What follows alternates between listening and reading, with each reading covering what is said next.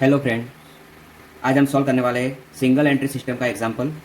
Page number 245, sum number 26। Mister Raj maintain his account according to single entry system on the basis of following information. You are expected to prepare trading and profit and loss account for the year ending 31st March 2018 and balance sheet as on the same date. It means आपको क्या find out करना है? Trading account आपको, profit and loss account और balance sheet आपको बनानी है। ठीक है, तो उसकी इन्फॉर्मेशन आपको दी है। तो फर्स्ट इन्फॉर्मेशन में क्या है? Balance of assets and liability of 2 year information is given. First year 31st March 2017 opening value of the assets and liability and 31st March 2018 it means closing value of the assets and liability. First machinery, furniture, stock. Machinery and furniture opening value is given but closing value is not given. Stock opening and closing value is given. Debtors, creditors. Cash balance opening balance is given but closing balance is not given. Bills payable, both balance is available. Unpaid salary, bills receivable. Information number 2, cash transaction for the year 2017-18 cash received. It means ये जो transaction है वो क्या है? Related to cash और bank. ठीक है, तो यहाँ पे जितनी कैश रिसीव्ड हुई है और जितना भी आपने पेमेंट किया वो सब इन्फॉर्मेशन यहाँ पे है, तो वो इन्फॉर्मेशन नंबर 2 है। Third information, other transaction is given.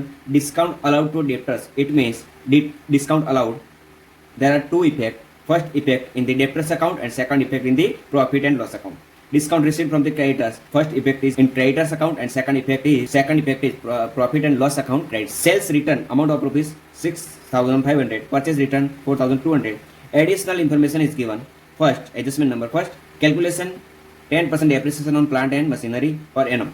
Second, calculation 6% depreciation on furniture. And third, provide bad debt reserve on debtors at 5%. ठीक है, तो यहाँ पे 3 एडजस्टमेंट दिया है। फ्रेंड्स, यहाँ पे आपको याद रखना है कि जो भी आपको इन्फॉर्मेशन दी है सिंगल एंट्री सिस्टम की, जितने भी, वो सिंगल एंट्री सिस्टम है। अभी आपको क्या करना है? सिंगल एंट्री से आपको डबल एंट्री में आपको कन्वर्ट करना है। ठीक है, तो यहाँ पे जितने भी इन्फॉर्मेशन है उसके 2 इफेक्ट मिनिमम आपको देनी है। कितनी इफेक्ट देनी है? मिनिमम 2 इफेक्ट्स आपको करनी है। ठीक है, तो यहाँ पे हम एग्जाम्पल 1 by 1 स्टेप हम सॉल्व करेंगे। तो फर्स्ट में, तो यहाँ पे फ्रेंड्स आपको याद रखना है कि जब भी आप सिंगल एंट्री सिस्टम का एग्जाम्पल सॉल्व करते हैं तो उस टाइम आपको क्या चाहिए? तो फर्स्ट में आपको स्टेटमेंट ऑफ अफेयर्स आपको बनाना है, उसके बाद कैश अकाउंट, उसके बाद debtors account, bill receivable account, creditors account, bills payable account, और बाद में जो भी बैलेंस आएगी वो आपको रखनी है फाइनल अकाउंट में। तो फाइनल अकाउंट में 3 अकाउंट आएगा, trading account, profit and loss account, और लास्ट में आएगा वो बैलेंस शीट। ठीक है, तो यहाँ पे जो 3 अकाउंट आएगा वो 3 अकाउंट फाइनल अकाउंट में आएगा, और बाकी के जितने भी अकाउंट है उसमें आपको बैलेंस फाइंड आउट करने के लिए आपको अकाउंट बनाना है। तो आपको कहाँ से स्टार्ट करना है? तो statement of affairs. It means आपको यहाँ पे इस एग्जाम्पल में आपको ओपनिंग कैपिटल नहीं दी है, तो आपको फाइनल अकाउंट आपको बनाना है, तो उसके लिए ओपनिंग कैपिटल चाहिए, लेकिन ओपनिंग कैपिटल यहाँ पे नहीं है, तो आपको स्टेटमेंट ऑफ अफेयर्स बनाना है। क्या बनाना है? Statement of affairs. और स्टेटमेंट ऑफ अफेयर्स आपको बनाना है तो उसके लिए इन्फॉर्मेशन आपको दी है। जो ओपनिंग बैलेंस है वो आपको कंसीडर करनी है। क्या कंसीडर करनी है? Opening balance. तो ओपनिंग बैलेंस में क्या है? तो फर्स्ट में क्या है? मशीनरी। तो मशीनरी यहाँ पे लिखना है, मशीनरी 3,50,000। ठीक है, तो यहाँ पे मशीनरी हमने लिख दिया, लेकिन मैंने बोला है कि जो सिंगल एंट्री सिस्टम का एग्जाम्पल है उसमें से आपको डबल एंट्री सिस्टम में आपको कन्वर्ट करना, तो आपको मिनिमम 2 इफेक्ट्स देनी है। कितनी देनी है? मिनिमम 2 इफेक्ट्स करनी है। तो यहाँ पे फर्स्ट इफेक्ट मैंने कहाँ दी? स्टेटमेंट ऑफ अफेयर्स में असेट साइड मशीनरी लिखा है मैं 3,50,000। फ्रेंड्स, यहाँ पे जो एडजस्टमेंट दिया है वो करंट ईयर का एडजस्टमेंट दिया है। इसमें उसका मीनिंग ये नहीं है कि आपको स्टेटमेंट ऑफ अफेयर्स में आपको डेप्रिसिएशन लेस करना, नहीं।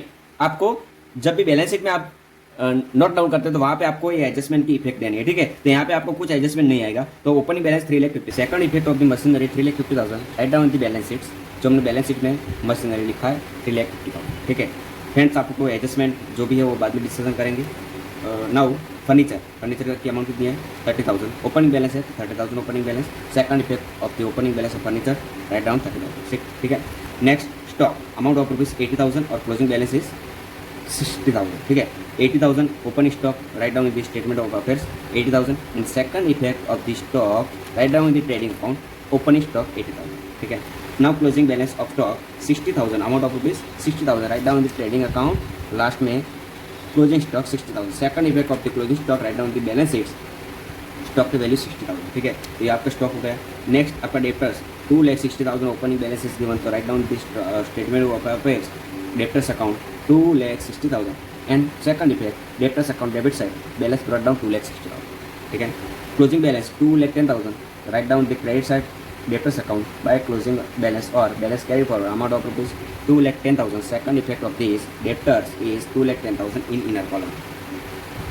Next, creditors amount of rupees 2,15,000 opening balance, write down the statement of as liability side creditors amount of rupees 2,15,000. ठीक है.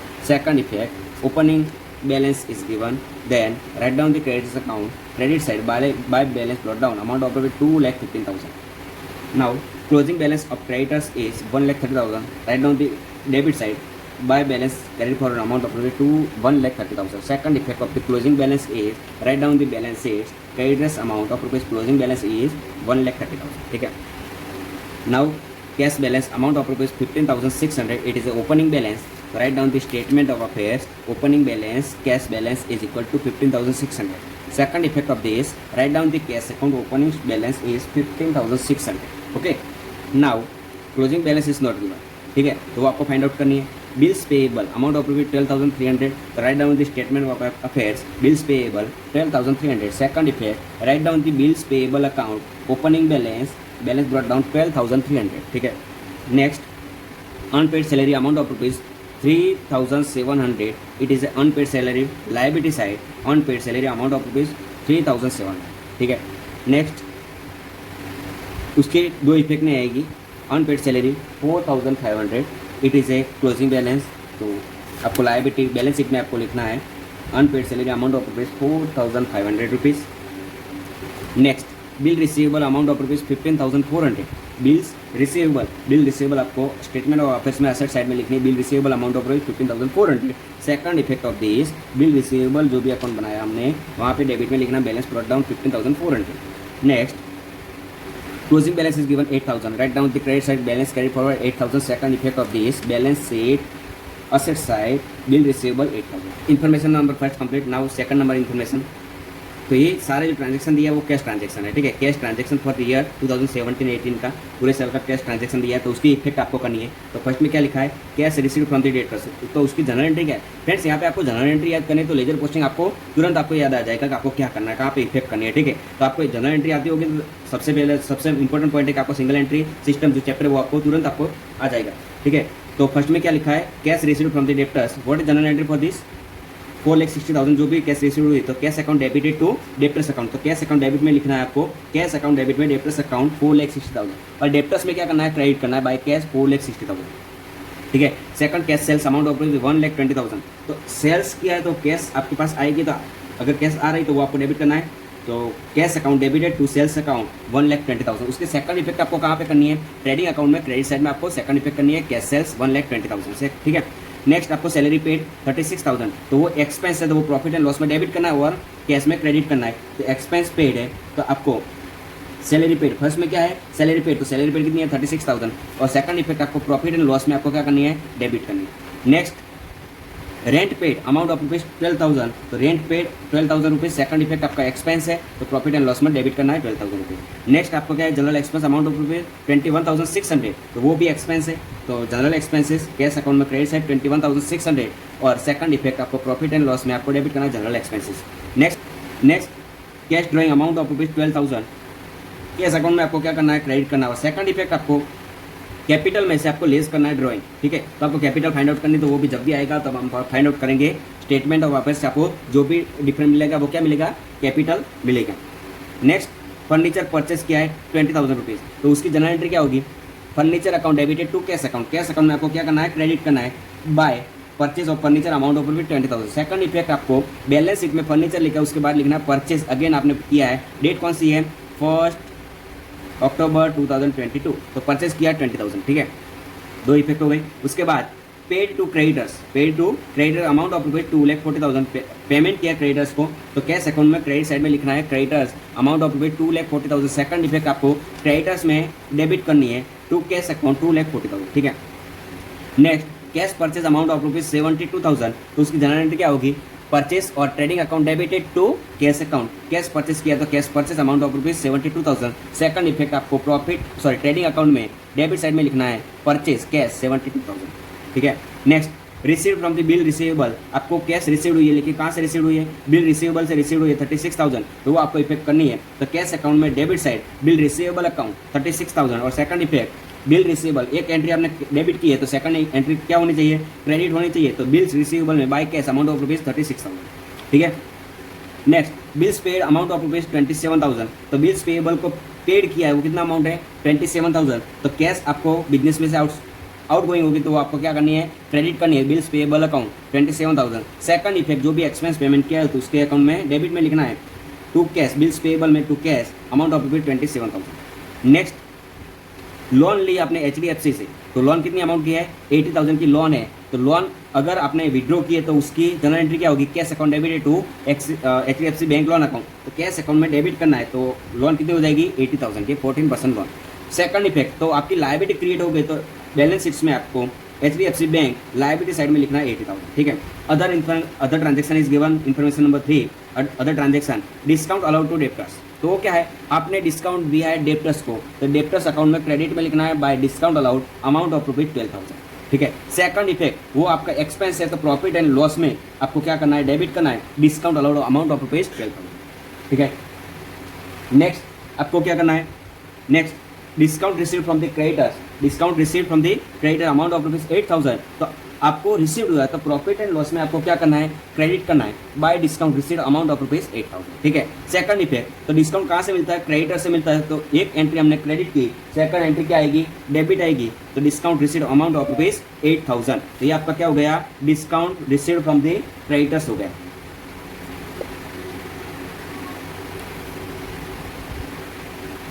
Adjustment number 3, sales return amount of rupees 6,500, तो वो sales return हुआ, तो सेल्स रिटर्न कहाँ से होगा, डेप्टर्स से सेल्स रिटर्न होगा, तो डेप्टर्स अकाउंट में क्या करना है, क्रेडिट करना है by sales return amount of rupees 6,500। Second effect आपको ट्रेडिंग अकाउंट में जो सेल्स लिखा उसमें से आपको लेस करना है 6,500, वो सेल्स रिटर्न हो गया, ठीक है। Next purchase return amount of rupees 4,200, तो वो आपको क्रेडिटर से आपको लेस करना है, इट मीन्स आपको डेबिट में लिखना है, क्रेडिटर्स अकाउंट में डेबिट में लिखना है purchase return amount of rupees 4,200। Second effect जो भी परचेज लिखा है उसमें से आपको लेस करना है 4,200, तो वो आपका परचेज रिटर्न हो जाएगा, ठीक है। तो यहाँ पे फ्रेंड्स हमने फर्स्ट ट्रांजेक्शन कंप्लीट किया, सेकंड ट्रांजेक्शन कंप्लीट किया, थर्ड ट्रांजेक्शन कंप्लीट किया। अभी एडिशनल इन्फॉर्मेशन, इट मीन्स आपको एडजस्टमेंट दिया, तो वो एडजस्टमेंट क्या है, calculate 10% depreciation per annum on machinery, क्या है, कैलकुलेट 10% डेप्रिसिएशन आपको कैलकुलेट करना है मशीनरी पे। तो आपकी मशीनरी कितनी है, तो हमने बैलेंस शीट में ऑलरेडी लिखा है, उसमें कुछ परचेज सेल्स नहीं किया है, अगर परचेज सेल्स है तो उसका अलग से कैलकुलेशन करना है डेप्रिसिएशन का। तो मशीनरी डेप्रिसिएशन अमाउंट एक ही आपके पास है 3,50,000, लेस डेप्रिसिएशन अमाउंट कितनी है, 10% डेप्रिसिएशन है, तो उसका 350 मल्टीपल बाय 10% आंसर कितना आएगा 35,000, उसमें से लेस करना है, तो नेट आपकी मशीनरी की वैल्यू आएगी वो 3,50,000, ठीक है। 3,15,000 वो क्लोजिंग वैल्यू हो गई। सेकंड इफेक्ट तो आपको प्रॉफिट एंड लॉस में आपको डेबिट में लिखना है machinery depreciation amount of rupees 35,000। Second provide 6% depreciation per annum on furniture, ठीक है। तो फर्नीचर पे कितना डेप्रिसिएशन कैलकुलेट करना है, तो फर्नीचर 30,000 का है। सेकंड हमने परचेस किया वो कितने का किया है 20,000, लेकिन वो परचेस कब किया था हमने, तो 1 अक्टूबर 2022 में परचेस किया था, तो इसका डेप्रिसिएशन अलग से कैलकुलेट करना है और इसका भी अलग से कैलकुलेट करना है क्योंकि उसमें डेट दी है आपको। तो वो जो 30,000 डेप्रिसिएशन है उसका 6% के हिसाब से आपका डेप्रिसिएशन कितना आएगा, 6% मीन्स 1,800 रुपीज़, और 20,000 पे डेप्रिसिएशन आएगा वो कितना आएगा 600 रुपीज़। दोनों टोटल करना है तो टोटल डेप्रिसिएशन कितना हो जाएगा 2,400 टोटल डेप्रिसिएशन। तो नेट वैल्यू आपकी फर्नीचर की कितनी आएगी 47,600। सेकंड इफेक्ट आपको क्या करनी है, प्रॉफिट एंड लॉस में आपको डेबिट में लिखनी है depreciation on furniture amount of rupees 2,400, तो ये आपकी डेप्रिसिएशन की इफेक्ट कंप्लीट हो गई। Next number 3 provide bad debt reserve on debtors at 5%, कितना बेड डेप रिजर्व आपको करना है 5% बेड डेप रिजर्व कैलकुलेट करना है।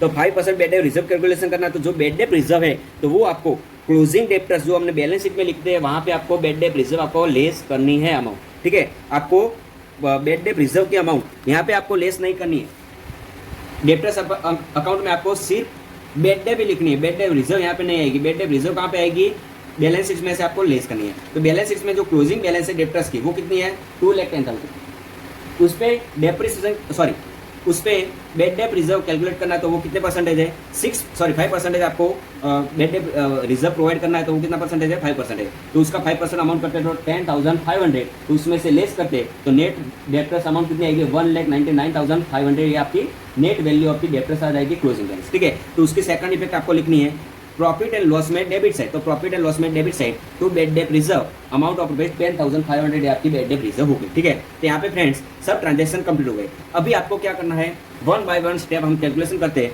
तो फर्स्ट में एक जो एचडीएफसी की लोन है, क्या है, एचडीएफसी की लोन है, तो उसका इंटरेस्ट कैलकुलेट कर लेते हैं क्योंकि उसके इंटरेस्ट की लायबिलिटी आपको पेमेंट करनी पड़ेगी। तो आपकी लोन कितनी है, 80,000 multiple bye 14% per annum interest है। तो वो जो भी इंटरेस्ट आएगा मल्टीपल बाय कितने मंथ यूटिलाइज की लोन, 3 मंथ, जनवरी फरवरी मार्च 3 मंथ यूटिलाइज की तो मल्टीपल बाय 3 डिवाइडेड बाय 12। तो जो भी आंसर आएगा वो इंटरेस्ट ऑन लोन अमाउंट कितनी आएगी, 2,800, वो आपकी इंटरेस्ट हो जाएगा, इंटरेस्ट ऑन लोन। तो वो लायबिलिटी में आपको लिखना है क्योंकि अभी तक हमने पेमेंट नहीं किया। Second effect of the interest on loan, तो वो आपको प्रॉफिट एंड लॉस में आपको लिखना है। प्रॉफिट एंड लॉस में वो एक्सपेंस है आपका, तो interest on loan amount of rupees 2,800। ठीक है, next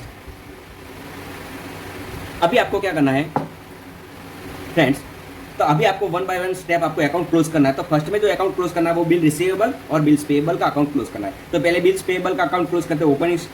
opening balance is given 12,300, cash आपको दिया है और क्लोजिंग बैलेंस दिया है। तो राउंड फिगर आएगा वो नई बिल्स पेएबल इश्यू हुई है क्रेडिटर्स से। ठीक है, तो वो अमाउंट कितनी है, 23,400, तो वो आपको अमाउंट यहाँ पे लिखनी है क्रेडिटर्स में। ठीक है, तो यहाँ पे क्लोज करके आपको अकाउंट में लिखनी है, क्रेडिटर्स अकाउंट में वो अमाउंट 23,400। फिर आपको क्रेडिटर्स अकाउंट क्लोज करना है, प्लस माइनस करना है। ओपनिंग बैलेंस आपको दी है, क्लोजिंग बैलेंस भी है, कैश का ट्रांजैक्शन भी है आपके पास, परचेज रिटर्न है। तो ये जो क्लोज करे थे यहाँ पे जो मिसिंग फिगर आएगी वो 1,90,600, तो वो क्या आएगा, क्रेडिट परचेज। और वो क्रेडिट परचेज सेकंड इफेक्ट आपको कहाँ पे लिखनी है, ट्रेडिंग अकाउंट में आपको लिखनी है। ट्रेडिंग अकाउंट में डेबिट साइड में credit purchase amount of rupees 1,90,600, तो ये आपकी अमाउंट हो गई क्रेडिट परचेज। अभी आपको क्या करना है, बिल रिसीवेबल अकाउंट क्लोज करना है। तो बिल रिसीवेबल अकाउंट क्लोज करते हैं तो डेबिट में आंसर आएगा वो राउंड फिगर कितनी बाकी है, 28,600, तो वो क्या है, डेप्टर्स अकाउंट में लेके जाना है क्योंकि डेप्टर्स ने बिल रिसीवेबल इश्यू की वो कितनी अमाउंट है, 28,600, तो वो डेप्टर्स में आपको लिखनी है 28,600, बिल रिसीवेबल 28,600। फिर आपको डेप्टर्स का टोटल करना है, वहाँ पे राउंड फिगर आएगा वो कितना है, 4,57,100, वो क्या है, क्रेडिट सेल्स है। और क्रेडिट सेल्स आपको कहाँ पे लिखना है, ट्रेडिंग अकाउंट में क्रेडिट साइड में लिखना है क्रेडिट सेल्स। अभी आपको कौन सा अकाउंट, ये सारे अकाउंट क्लोज हो गया, डेप्टर्स अकाउंट क्लोज हो गया। फिर आपको कैश अकाउंट क्लोज करना है। तो कैश का ट्रांजैक्शन आपके पास है, अकाउंट भी आपने ड्रॉ आउट किए, तो उसमें क्लोजिंग बैलेंस उसमें आपका जो टोटल है वो कितना आएगा, 7,11,600, उसमें से ये क्रेडिट साइड का आइटम माइनस करो तो आपकी क्लोजिंग बैलेंस आएगी 2,71,000 रुपीज। तो वो आपको कहाँ पे लिखनी, क्लोजिंग कैश बैलेंस है, तो बैलेंस शीट में आपको लिखनी यहाँ पे क्लोजिंग कैश बैलेंस 2,71,000 रुपीज। ठीक है, अभी आपको स्टेटमेंट ऑफ अफेयर्स आपको क्लोज करना है। तो स्टेटमेंट ऑफ अफेयर्स आपको कैपिटल नहीं दिया है बुक में, तो वो आपको फाइंड आउट करना है। तो पहले क्रेडिट साइड का टोटल करो, फिर डेबिट साइड का टोटल माइनस करो, तो उसमें से जो राउंड फिगर आएगा वो अमाउंट कितनी है, 5,20,000, जो आपका ओपनिंग कैपिटल मिल जाएगा। और ओपनिंग कैपिटल 5,20,000 है, वो आपको कहाँ पे लिखना है, बैलेंस शीट में लायबिलिटी साइड आपको लिखना है 5,20,000 रुपीज। ठीक है, यहाँ पे कुछ इंटरेस्ट अगर दिया है कि इंटरेस्ट कैलकुलेट करना ओपनिंग कैपिटल पे, तो वो आपको कैपिटल करना है, इंटरेस्ट ऐड करना है कैपिटल पे, तो इंटरेस्ट यहाँ पे नहीं है तो वो डैश किया मैंने। ठीक है, और कैपिटल में से आपको ड्राइंग माइनस करना, तो आपको नेट कैपिटल आएगी वो कितनी आएगी, 5,08,000। ठीक है फ्रेंड्स, तो अभी आपको प्लस माइनस सब हो गया। अभी आपको क्या करना है, ट्रेडिंग अकाउंट क्लोज करना है। कौन सा अकाउंट क्लोज करना है, ट्रेडिंग अकाउंट क्लोज करना है। तो डेबिट साइड का टोटल करो, उसमें से क्रेडिट साइड का टोटल करो, उसमें से डेबिट साइड का टोटल माइनस करो, तो आपको ग्रोस प्रॉफिट मिलेगा। वो अमाउंट कितनी आएगी, 2,92,200 ग्रोस प्रॉफिट का अमाउंट आएगी। तो यहाँ पे ट्रेडिंग अकाउंट क्लोज हो गया। वो अमाउंट ग्रोस प्रॉफिट की आपको कहाँ पे लेके जाना है, प्रॉफिट एंड लॉस में क्रेडिट में लिखना है 2,92,200, फिर क्रेडिट साइड का टोटल करना है और उसमें से डेबिट साइड का टोटल माइनस करना। तो क्रेडिट साइड का टोटल आएगा 3,02,000 रुपीज, उसमें से डेबिट साइड का टोटल आपको माइनस करना है। ठीक है, यहाँ पे अनपेड सैलरी का एक ट्रांजेक्शन कुछ रह गया है, तो अनपेड सैलरी का डिफरेंट कितना आ रहा है। तो इस साल आपकी लायबिलिटी कितनी है, 4,500 आपकी इस साल लायबिलिटी है। लास्ट ईयर की लायबिलिटी कितनी थी, 3,700, उसमें से सैलरी पेड कितनी की है आपके 36,000 पेमेंट की है, तो 36,000 ऑलरेडी पेमेंट की है, प्लस यहाँ पे 800 रुपीज़ का डिफरेंट आ रहा है, तो वो आपको डेबिट साइड में, प्रॉफिट एंड लॉस में डेबिट साइड में लिखना है unpaid salary amount of rupees 800 rupees, ठीक है। उसमें से डेबिट आइटम सब माइनस करेंगे तो आपको नेट प्रॉफिट मिल जाएगा 1,67,100, ये आपका नेट प्रॉफिट मिल रहा है। वो नेट प्रॉफिट आपको यहाँ पे लिखना है बैलेंस शीट में, liability side after capital, net profit amount of rupees 1,67,100, तो आपको बैलेंस शीट का टोटल करना है, तो आपका बैलेंस शीट का टोटल आएगा 9,00,000 रुपीज़ 1,100 रुपीज़, दोनों साइड का टोटल इतना हो जाएगा। Thank you.